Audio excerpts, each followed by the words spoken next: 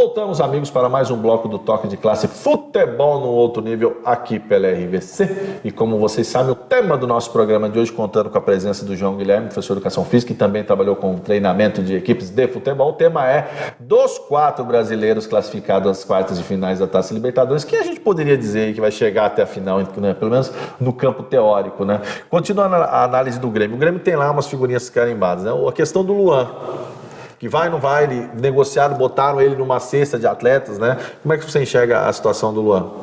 O Luan, ele é um jogador que ele não vem atravessando uma grande fase, mas aí eu acho que entra no mesmo quesito do Lucas Lima. O Luan, ele é um jogador que ele pode não estar atravessando uma fase boa, mas na hora que você precisar, é um cara que ele pode fazer a diferença em campo. É um cara que você nunca pode chegar e falar, não, o Luan está descartado do meu time, o Luan não tem utilidade. É impossível você falar isso de um jogador do nível do Luan, que fez um Campeonato Brasileiro ano passado brilhante. Foi um dos grandes jogadores do Campeonato Brasileiro do ano passado. Esse ano houve uma queda de rendimento, mas é um cara que a qualquer momento ele resolve jogar e ele tem o poder de desequilibrar o jogo. Ótimo, perfeito. Voltando à questão dos treinadores, né? O Luiz Felipe Scolari, ele é identificado com o Grêmio no primeiro momento da carreira dele, mas hoje, se a gente for linkar a imagem do Felipão, ele é mais ligado dos times brasileiros, ele acho que é mais ligado ao Palmeiras, é mais até que o Grêmio, né?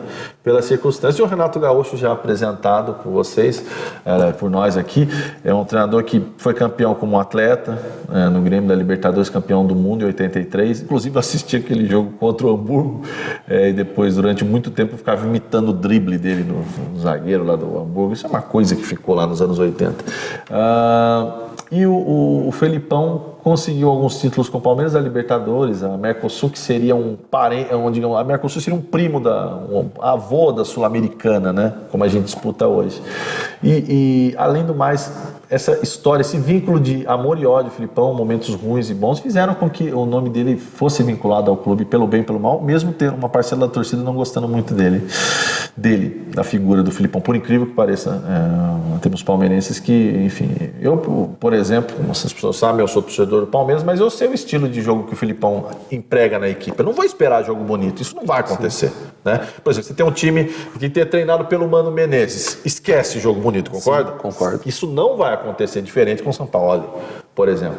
Mas voltando à questão dos treinadores, João Guilherme, hoje o Grêmio, ele é mais dependente da figura do Renato Gaúcho por causa do seu elenco menor, mais enxuto, do que o Palmeiras do Felipão. Como é que você enxerga? Grau de dependência do plantel, do treinador sobre o plantel? Eu acho que o Grêmio, como você falou, o Grêmio ele tem a dependência do Renato, porque o Grêmio ele tem jogadores que, por exemplo, o Maicon, o Marcelo Oliveira, que agora hoje não é mais utilizado, mas foi utilizado lá nas campanhas anteriores do Grêmio. Jogadores que passaram por aqui não fizeram um grande jogo. O Michael teve muito problema no São Paulo. Sim, né? O Juninho Capixaba. Sim, jogou no Corinthians. Jogou no Corinthians pouco tempo, foi pouco aproveitado. E lá o Léo Moura, que já era descartado do futebol praticamente um jogador aposentado. Estava nos Estados Unidos já. O Renato está sabendo tirar o melhor de cada jogador, que não deu certo em outros clubes, mas estão dando certo no Grêmio. Então isso que é o legal do Renato no Grêmio. A identificação que ele tem com o clube, como jogador, como ídolo, ele está conseguindo levar para dentro de campo e passando isso para os jogadores. Fazendo cada jogador ali tirar o melhor de si. Perfeito. O André fazendo gol.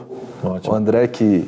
O André que passou por Santos, Corinthians, né? Vasco, né? Não foi bem no Atlético Mineiro. O Corinthians ele não foi bem, a torcida pegou no pé dele com razão. Né? Quando a torcida pega no pé sem razão, nós comentamos. Quando é com razão, nós comentamos também.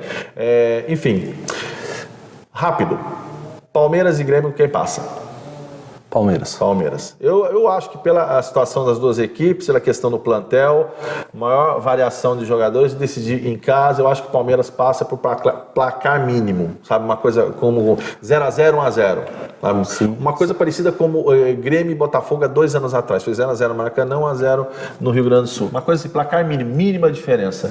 Agora vamos à outra quarta de final, que é o Flamengo, o time de maior torcida do Brasil, 40 milhões de torcedores, versus o Internacional, que tem uma torcida mais regional, da região sul, né, e um pouquinho na região centro-oeste, no Mato Grosso, por causa da questão da colonização de gaúchos ali na região centro-oeste, mas isso é uma outra história, aula de história, uma outra situação.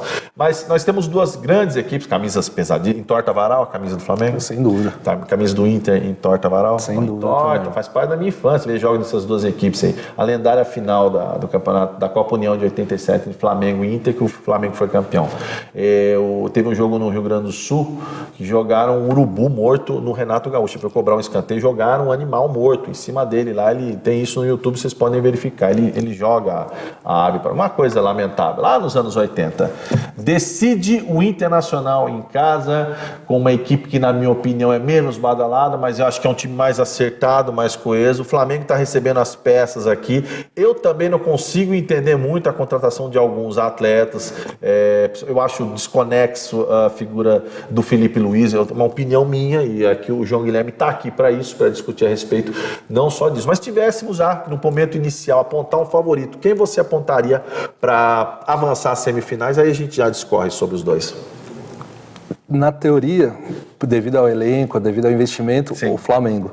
Mas o futebol que vem apresentado, principalmente desde o começo do ano até agora, eu acho que nesse confronto deve dar Internacional. Deve dar Internacional. Você acha, assim como eu, mas depois do intervalo vou comentar a respeito, que as oitavas de final do Inter, comparando com as oitavas de final do Flamengo, até onde essas oitavas vão influenciar nas quartas? Mas eu e o João Guilherme vamos comentar isso depois do intervalo, já voltamos.